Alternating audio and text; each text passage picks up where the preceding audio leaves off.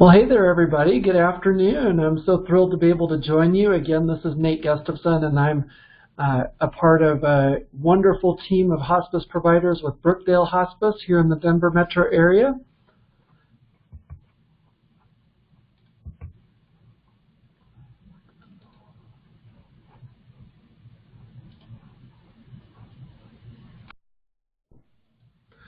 Well, good afternoon, everybody. This is Nate Gustafson out in Denver. It is such a pleasure to share with you all, continuing our year of Soul Series webinars. And again, the whole goal of these webinars, the whole goal of these trainings, whether you're serving in healthcare or education or in your faith community, or you're just trying to spread a little sunshine into this world, the goal for all of us is to advance hope. To advance hope to the hopeless, faith to the faithless, and love for the brokenhearted. In this month's webinar, we're going to discuss a topic that's near and dear to my heart, even though I wish it wasn't something I needed to constantly work on. We're going to be focusing on the subject of boundaries this month and have a presentation for you all. And thank you for joining us, whether you're joining us live in person, on the phone, or on the internet, or whether you're catching this later as a recording. Again, the goal is to pour into your life so that you'll continue to go out there and advance hope and continue to encourage and inspire all of those other agents of hope out there that are bringing such great cheer and joy and love to this world. So without further ado, we'll get started with today's presentation on boundaries.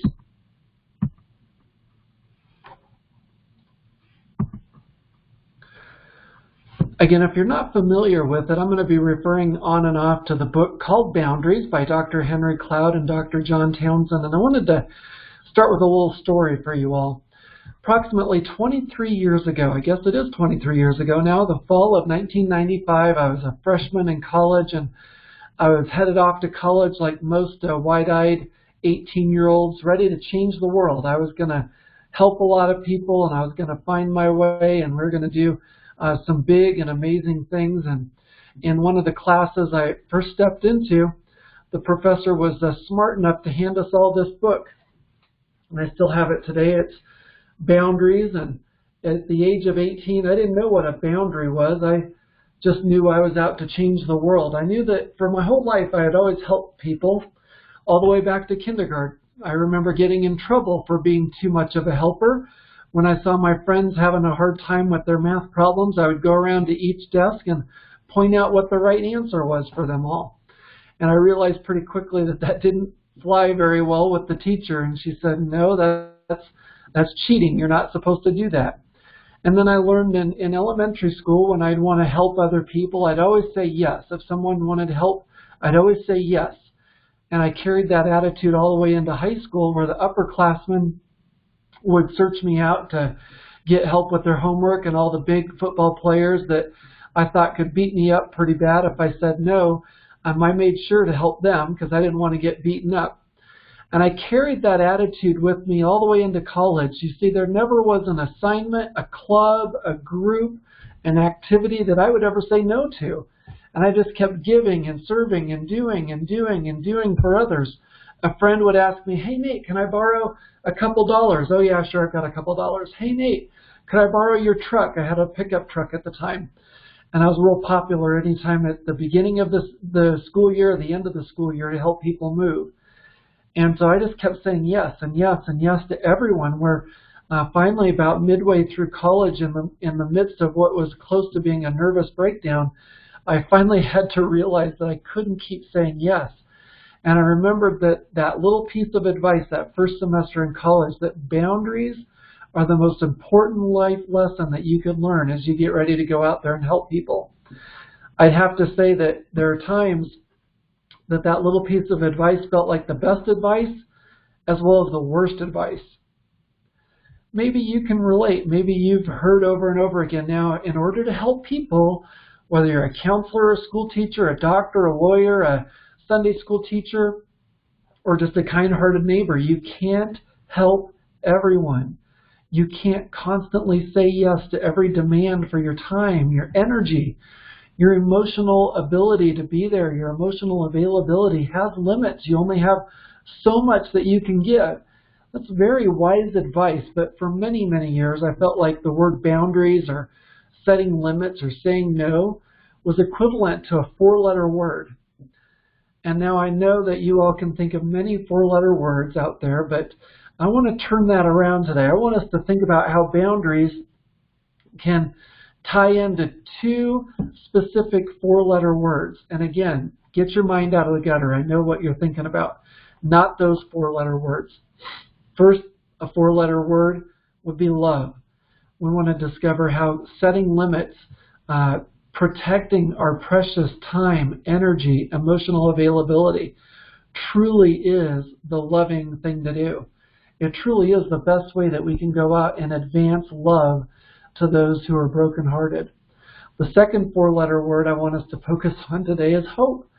In fact, hope has been the word that just keeps coming back to me, back to me, back to me. This whole last year and a half, it just seems like I've been on this mission of hope. And if you subscribe to my Hope Connection emails and realize that that's a big thing I like to promote. So boundaries oftentimes can feel like one of those four-letter words that maybe your mother or grandmother would wash your mouth out with if they caught you saying. But I want to turn those around. I want us to focus on the four-letter words of hope and love and realize how keeping our boundaries, setting limits, protecting our emotional and spiritual and mental time, energy, talents, how that can become the best advice possible for us personally as well as professionally. Let's define boundaries. Cloud and Townsend define boundaries as anything that helps to differentiate you from someone else or shows where you begin and someone else ends or something else ends. Now think of it, a boundary could be your property line. Sometimes boundaries are quite invisible. We don't see the property line between our house and our neighbor's house. A lot of my friends grew up in the country and they had acres and acres and acres of land, and they relied upon fences to show where their property was, mark off where even this section of their land began and that section of land ended, and it helped them to keep order to things. So boundaries really can be something that shows us where you begin and where things end. So our goals today, very simple and straightforward, especially as we consider those two four-letter words, hope and love. So why boundaries? First and foremost, we think about boundaries, we consider boundaries, we practice boundaries. Why? Because we're on a mission to advance faith, hope, love. Hope and love being those two four-letter words we want to focus on today. We want to identify how boundaries bring about healthy personal and professional engagement. The third goal today is we want to understand the impact that compromise has upon one's boundaries. There are significant impacts, most of them all negative, for when we bend and break those boundary lines. We will also want to confront and become aware of some very common boundary myths, some fears that we buy into that keep us from practicing healthy boundaries. And finally, we'll talk about some simple strategies that are simple on paper, maybe simple to talk about, maybe simple to listen to, but I promise you, they're not. So truth in advertising, they're simple concepts, but they take a ongoing dedication and practice day by day to focus on healthy self-care and setting boundaries. Let's begin with why boundaries. Maybe you're the person that sees a speed limit sign that says 25 and automatically think that you can do 35.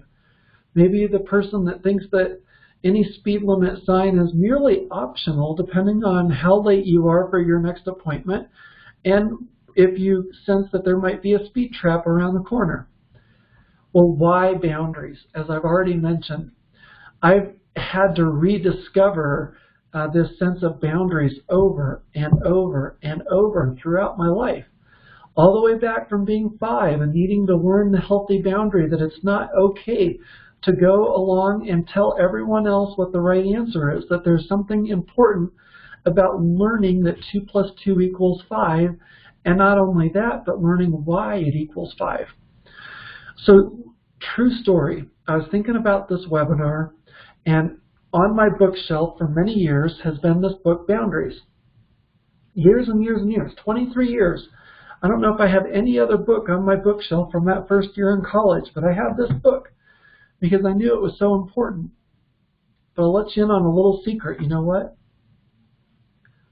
I probably haven't picked up and read a page of this book for at least 10 years until I picked it up about 2 weeks ago.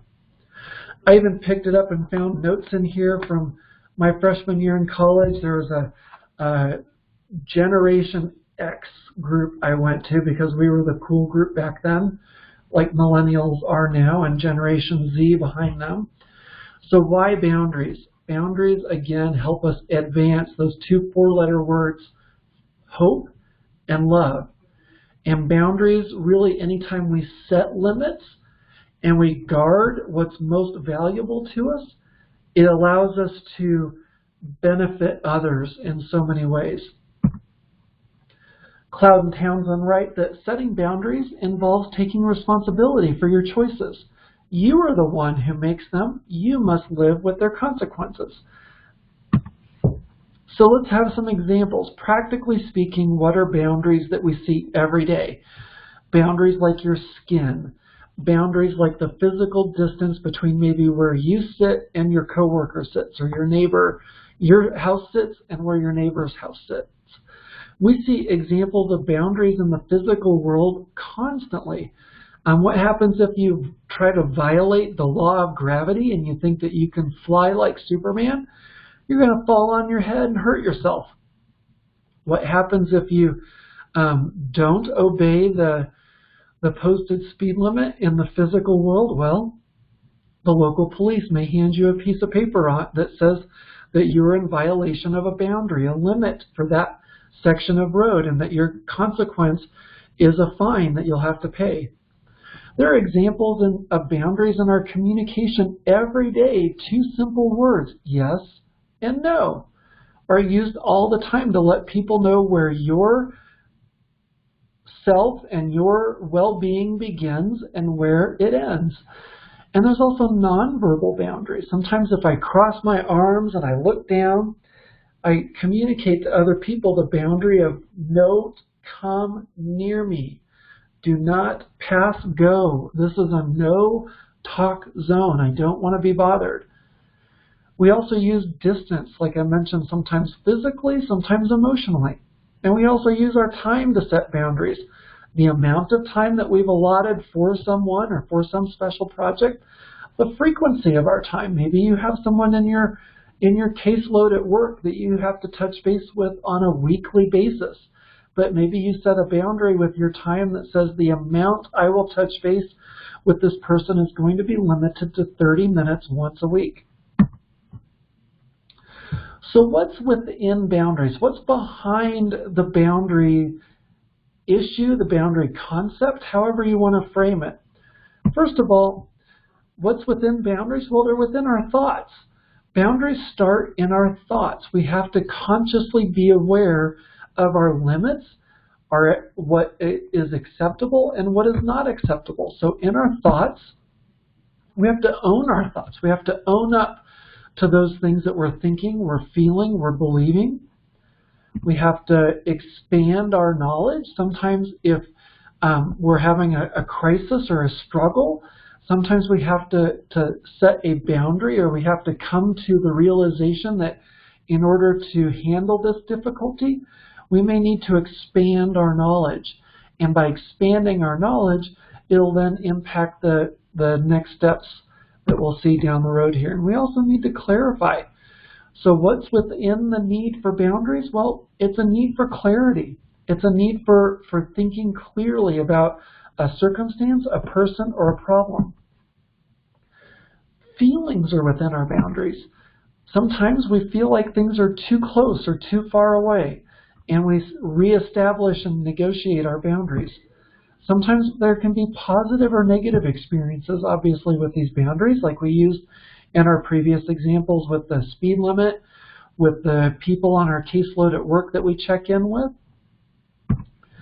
We also can have respect or disrespect regarding boundaries. We can feel very respected in terms of how other people are treating us, or I can have a sense of respect for a person who sets boundaries with me, or I can feel disrespected if somebody comes crashing into my boundaries and does not observe the nonverbal signs, does not observe the verbal boundaries, does not observe the distance that I put in front of me. I can feel very disrespected and sometimes quite violated. Our actions, that's usually where we go with boundaries, is we think specific actions, what I can say yes to, what I can say no to. But we have to realize that the actions are formulated because of the thoughts and the feelings before them. And so if we choose to set limits, usually that's because we're thinking and we're owning our thoughts and saying, boy, I have to set some limits here. I just realized that I have to own up to the fact that I have a limited amount of time and energy to deal with this person or to deal with this problem. I have to consciously think about it. How much time and energy can I truly give to this person? It could be our spouse. It could be our children. It could be our people that we're working with for our job. It could be children in your neighborhood who you're caring for in a daycare setting. Any of those relationships need healthy boundaries. They need healthy limits. But sometimes figuring out where to set the limits and how to set the limits and why to set the limits, we have to check in with our thoughts and our feelings ahead of time. Often, in order to set even more healthy boundaries, we have to develop certain talents. We have to develop a talent and an ability to manage our time wisely. We have to maybe develop other talents of just skillful communication as a talent. It's not something that's naturally born within all of us. And we need to demonstrate love with our boundaries. We don't set limits because we don't care. We set limits because we do care. Sometimes we care too much. Sometimes our big-hearted, people-helping, people-pleasing selves just can't help ourselves. But yet, by taking action, we are demonstrating love. So what's the problem? Really, what's the problem? Why do we struggle so much with boundaries? If you come to a point where you agree that, yes, setting a boundary is a healthy and a wise thing in order for me to advance hope and advance love. Yes, I realize that I have to think about it. I have to consider my feelings in this scenario, and I have to set an action plan. But yet, again, sometimes it's easier said than done. Maybe, again, it goes back to the way you were raised. Maybe it goes back to your personality. So what's the problem? Why are we so reluctant? Why do we struggle so hard with this topic of boundaries, even to the point of feeling like it's the worst advice we've ever been given? Well, Cloud and Townsend point a number of reasons to why it's so hard to keep boundaries. Why do we choose sometimes to not set limits? Well, sometimes we're just too dadgum compliant. We say yes to so many bad things or so many bad possibilities. It's not that we don't want to help a friend or a loved one or help someone that's our client or our patient or our student, but sometimes we say yes to the bad. We say yes to the bad timing, bad opportunity, bad reason to help them. And sometimes we're just avoidance. Oh, boundaries feel too much like conflict. And I, for myself, personally do not have, I think, one confrontational bone in my body. Maybe I have one confrontational cell, but that's about it. So I know for me, I'm often prone to saying no just to good opportunities because, oh gosh, if I say yes to this good opportunity, oh man, then I might I'll let someone else down if I can't say yes to their good opportunity. So I'll say no to all good opportunities just because I want to avoid hurting someone's feelings. Or I want to say no, or I'll say no to a good reason because I just can't think through this. It's just too hard for me or feels too exhausting to consider this. So I'll just say no to everything, which then becomes so much of an avoider. And the opposite of someone who is an avoider is the person who you try to set boundaries with, someone who constantly crashes into your time, your energy, your physical limitations, your emotional limitations. And they constantly come crashing into that.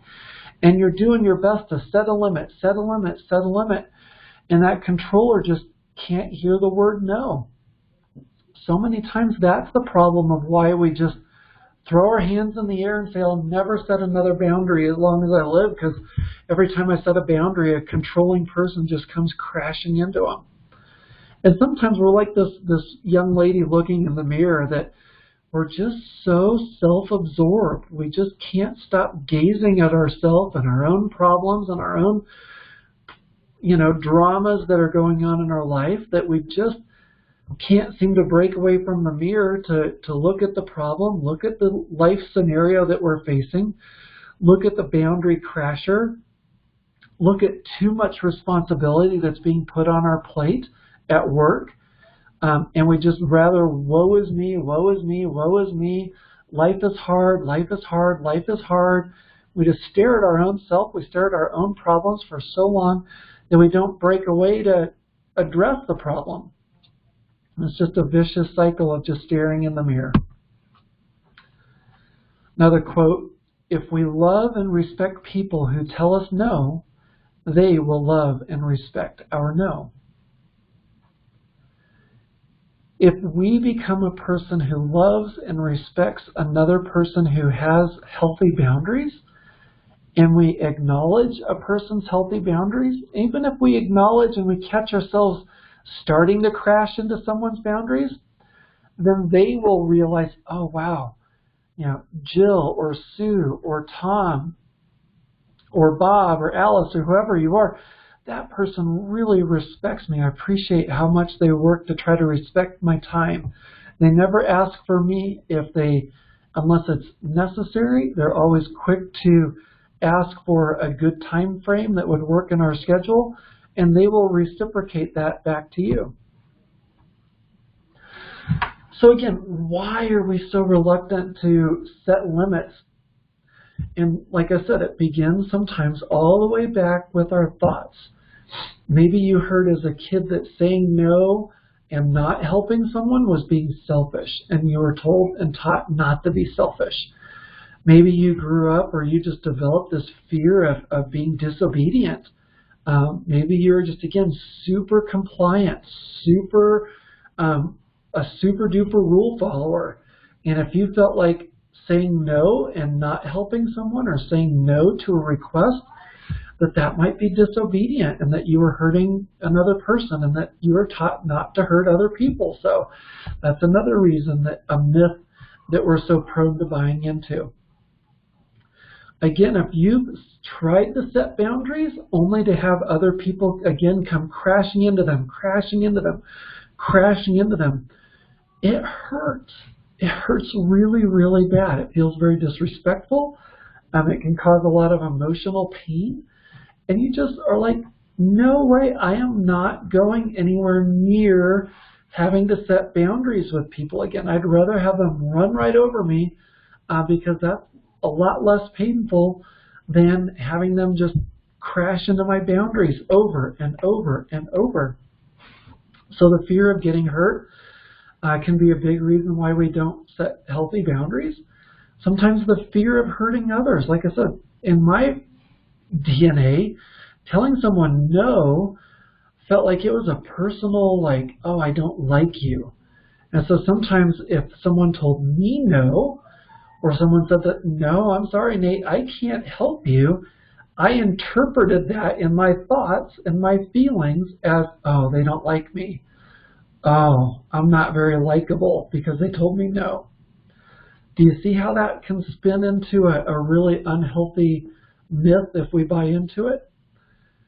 Guilt is a huge part of it. I just don't want to feel guilty, so I'm just going to say yes to every need because I don't want to ever feel guilty. Or last but not least, sometimes we don't want to burn any bridges. We don't want to hurt a relationship.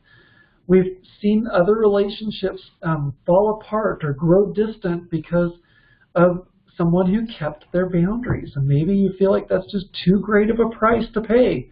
And so you continually say yes to everyone, say yes to every request out of fear of burning bridges. So let's begin to work on some ways of getting to healthy boundaries. Again, it's much easier just to say, well, just say no, or only say yes to the good opportunities. It's a little bit more nuanced. It's a little bit more complicated than that. Cloud and Townsend list out a checklist here of 8 questions that we can ask ourselves when we find ourselves in a boundary conflict. And a boundary conflict, again, could be at work, it could be in your home, it could be with other friends and acquaintances that you spend time with, and it could also be with ourselves. But let's assume that this is a conflict, a boundary conflict with someone that is a close friend of yours. Maybe you were best friends since school. Maybe you have worked together for the last 10 years and you just really enjoy hanging out after work and doing things together on the weekends. And say that this friend of yours just constantly crashes into this boundary of yours when it comes to time. You have a family, you have a life, you have responsibilities outside of work. Maybe this friend of yours just does not respect that there are other needs for your time. And they constantly expect you to just drop everything and be with them. Maybe they broke up with a boyfriend or girlfriend and they just immediately expect that in one text or one call you're just going to drop everything and have this 4-hour-long conversation with them. Maybe they just expect that every Monday you're going to have lunch together at work. Maybe they just expect that you're going to have your guys' weekend this year or your gals' night out once a month. And maybe life is changing for you. Maybe there's new priorities. Maybe there's things that you want to shuffle in terms of how you schedule your time. So if that's the crisis, if that's the boundary conflict, what are the symptoms? Maybe you find yourself starting to avoid this friend. Maybe you find yourself getting irritable every time this friend asks you a question, even if it's not related to this boundary conflict.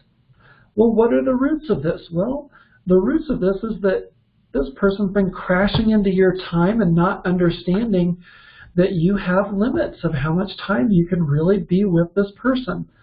And it's the expectation sometimes that's the root.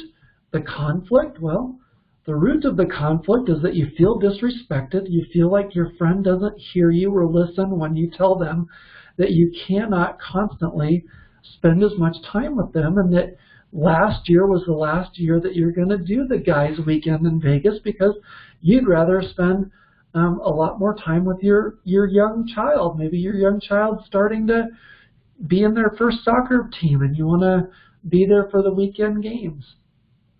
So who needs to take ownership? If this is the boundary conflict and it's with your friend and they also are a coworker of yours and you see them every day, so who needs to take ownership? It's easy to point a finger and say, well, it's the other person, it's my friend that needs to take ownership. But before you point that finger, you need to ask yourself, what do I need to take ownership in before I expect someone else to take ownership in? What is needed? Well, clear communication is needed.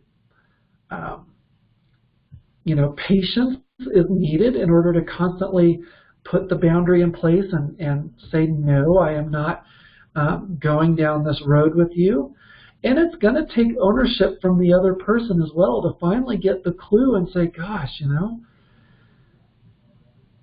man, I guess Nate just isn't as available. Or Nate really has a point. Nate has to prioritize his family and can't just constantly give in to my request. So it's a two-way street, but I can't change the other person. I can't force the other person to obey my boundary, but I can reinforce my boundary. I can ask other people to help me reinforce the boundary. I can put a couple extra strong planks on the fence. I can make sure that the support beams are are in place, that they've been dug down deep, that there's strong cement around them so that next time the boundary crasher comes in, it's not going to do as much damage. So how do you begin?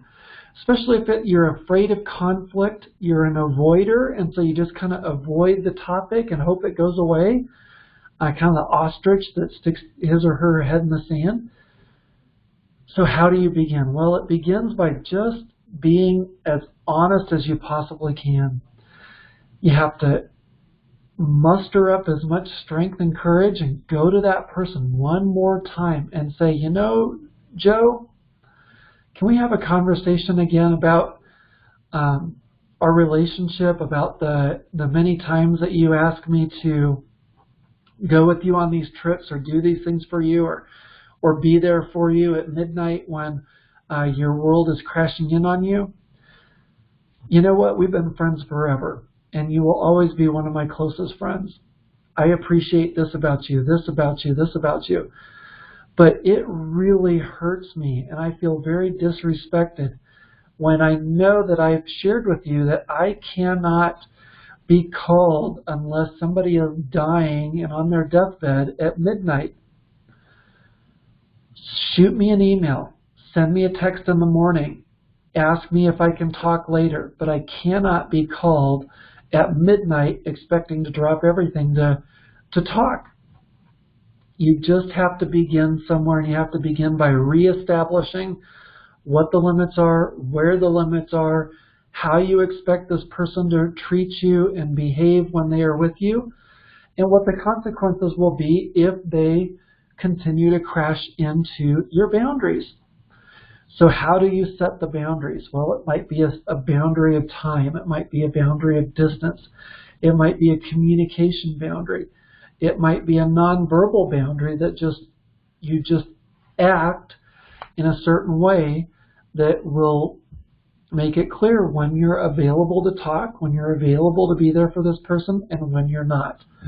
So what happens next after you have a conversation? Well, you keep evaluating. Sometimes you have to keep checking in on a regular basis, every week, every couple of weeks. How has it been going with this person with our boundaries? Do they continue to crash into my boundaries? Do I still feel disrespected? What is needed? Do I need to speak more clearly? Do I need to just completely cut off conversation and communication with this person for a while? Those are all tough decisions you have to work through and figure out what's going to be the best next step. So setting boundaries, that was a situation with friends. Sometimes if you and your friend are both overly compliant and you're both afraid to tell the truth, again, both of you are going to need to set ownership, establish ownership, and you just start small. Maybe you can't quite get to the point where you can freely disagree about the big things or say no to each other about really big things, but maybe you can just begin to share that you have different taste in food or different taste in music, or just say, you know what, I think I'll pass this time on going to see that movie, but next time this kind of movie comes out, count me in. You know, I'm much more of a Star Wars fan than a Star Trek fan, so count me in next time the next Star Wars flick comes out. Families, oh my goodness, setting boundaries in families are so hard. What is it about our family that we just do not always do a very good job of respecting each other's boundaries? Maybe you've heard the concept of triangles, where if one person has a problem with another person, one or the other of those two people that are in conflict try to bring in a third person to complete the triangle and gang up on the other person. We do that at work. We do that in schools. As kids, we figured out how to do that naturally on the playground. And we do that in our families all the time. If I have a conflict with a sibling, I'm going to find my mom or dad or cousin or someone to join them onto my side to prove that I'm right and my sibling is wrong. Now, I grew up without any siblings, and so this was kind of hard to figure out for me. How do you learn these new skills of relating if all you've ever known is unhealthy boundary busting skills? Well, It might take the time to go to a counselor and just say, help me understand how to approach this scenario. I feel like my family and I are always at odds. We're always butting heads.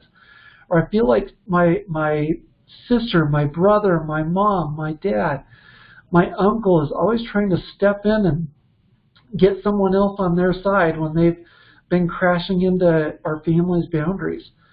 And sometimes we just have to learn how to say no, even more strongly and emphatically. Say no to the bad. Say to that loved one, you know what, loved one? I know you want my help with this. I know you think it should be all fine and dandy for me to join you in this risky behavior, but I've got to say no. That crosses the line. If I engage in that risky behavior with you, then both of us could end up in the hospital or even worse, dead. And in the family, we want to get to the point where we can freely choose to give of our time, freely out of love, being compelled by love to give of myself, give of my time, give of my energy, because I want to help. At work, if you have a boss or someone that you report to that seems to not necessarily respect boundaries that you're trying to keep, maybe you need to set a boundary or want to set a boundary of making sure you have at least a 30-minute lunch break every day. And yet it seems like right before you go on lunch, a boss or a coworker or a colleague comes and just drops a mess of work right on top of your desk. So one of the practices at work of setting boundaries is you have to ask those clarifying questions. It goes back to, how do you think our thoughts will influence the boundaries that we set? So if you go to a person and say, can you help me clarify my responsibility here? Because I'm kind of confused. Every time I think I understand my responsibilities or my job description, it says this. But then you come along and say that I need to be doing X, Y, and Z, which aren't listed on my job description. Can you help me clarify how I should prioritize my time or what really should be done? Which goes into the next one, which is we practice trade-offs, where you can say to someone, okay, if you would like my help on your project, then I'm going to need your help next month when my big project comes along.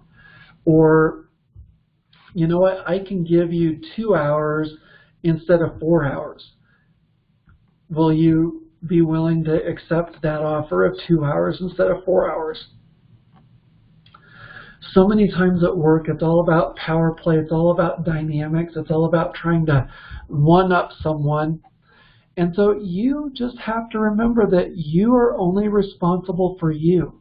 You can't be held responsible for what someone else does, what someone else says, what someone else believes or thinks, but you can be responsible for you. And that's an important boundary to keep for yourself, because you have to choose those battles wisely. Oftentimes, even harder than boundaries with family or friends or at work, is a boundary with ourselves. Having that level of self-control, setting limits for ourselves, our own thinking, our own feeling, our own doing. This one, for me, it goes back to that pleasing mentality. So many of us that are in the people helping work are just people pleasers at heart. And that's not always a bad trait. When you want to care about someone, and when you do care about someone so much that you want to help, oftentimes if you can overextend that, that can turn into a really damaging thing. You can burn yourself out. So what's the symptom? If you can't manage your own self well, if you can't lead yourself well, if you can't manage your energy and your time and your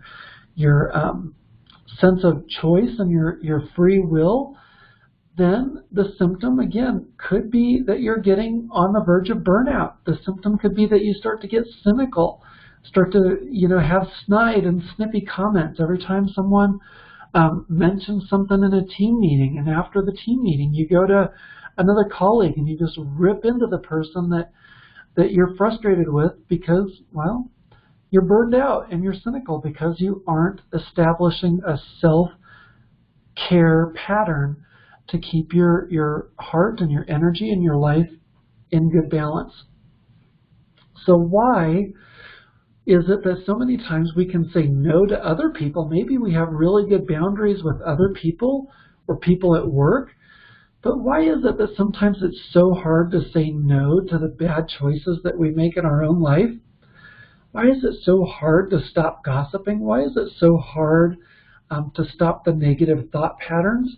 Why is it so hard to refrain from just ripping into a colleague or a person that you're working with when things aren't going so well?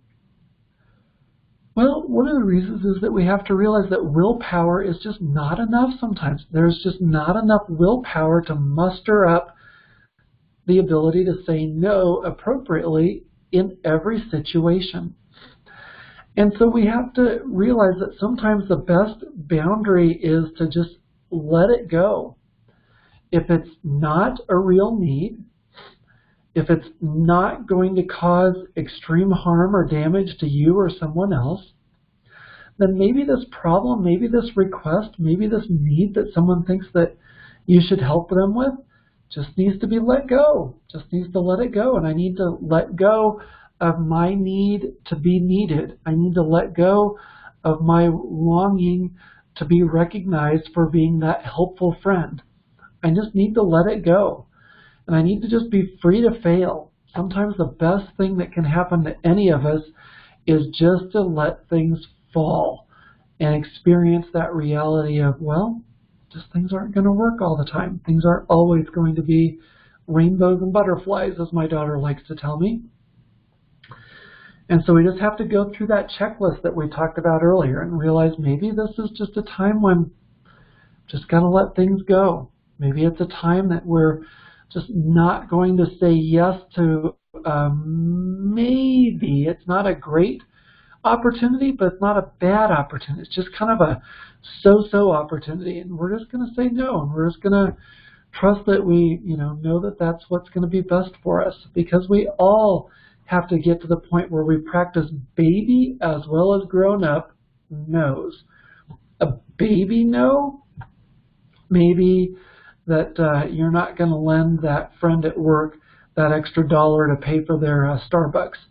A grown-up no might be that that you're going to establish a boundary about how much someone can pile work onto your desk when really it's their responsibility to get it done.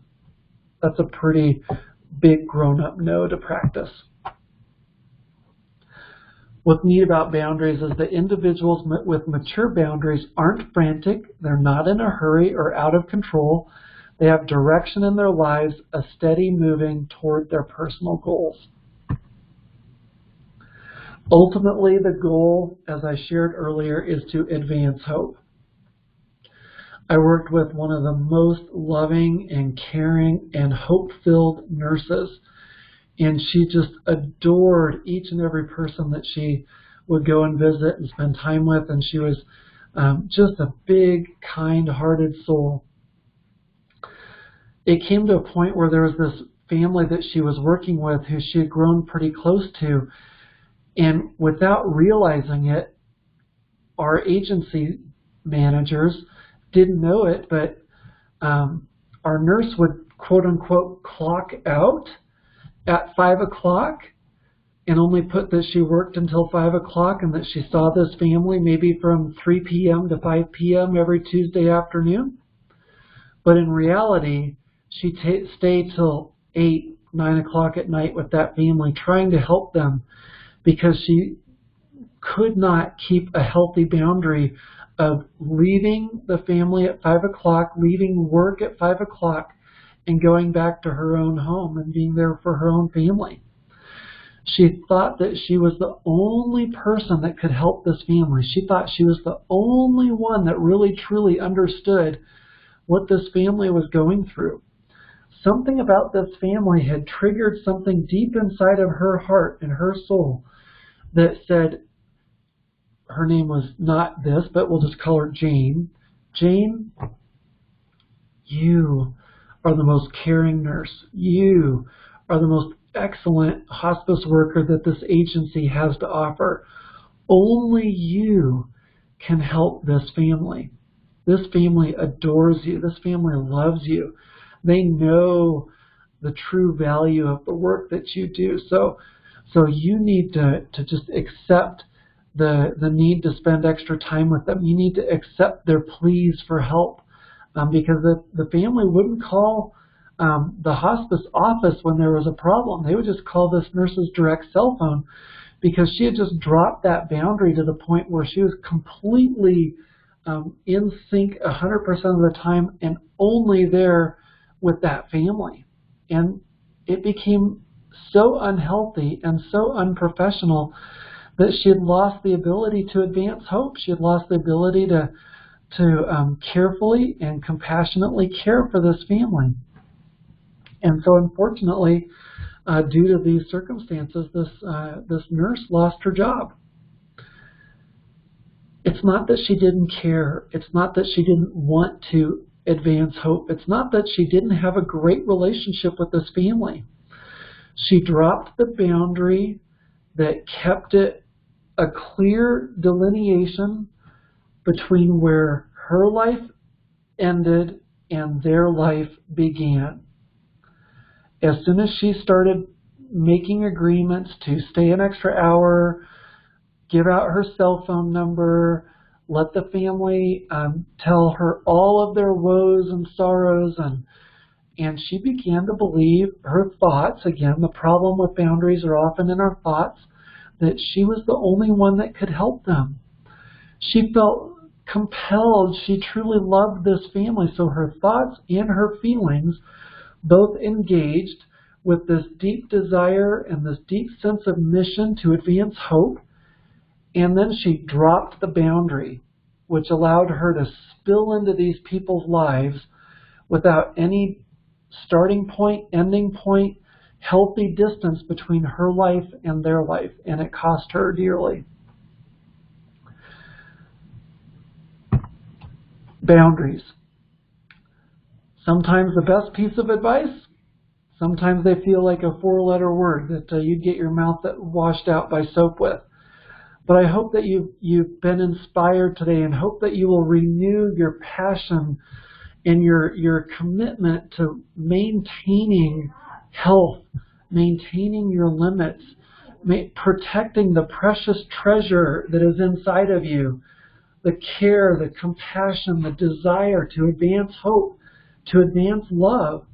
And in order to advance hope and love to a lot of hurting people, a lot of hurting, suffering students in 3rd, 4th, 5th grade, a lot of troubled teenagers that are 16, 17, 18, a lot of scared people who are in the hospital, nearing death, facing the unknown, in order to comfort, in order to console, in order to be there with everything that you are and everything that you have within you, I want you to know that you can set limits. You can set a limit on yourself.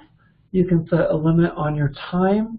You can protect your precious energy, because I want to continue to encourage us all to go out there and advance faith to the faithless, hope for the hopeless, and love for the brokenhearted.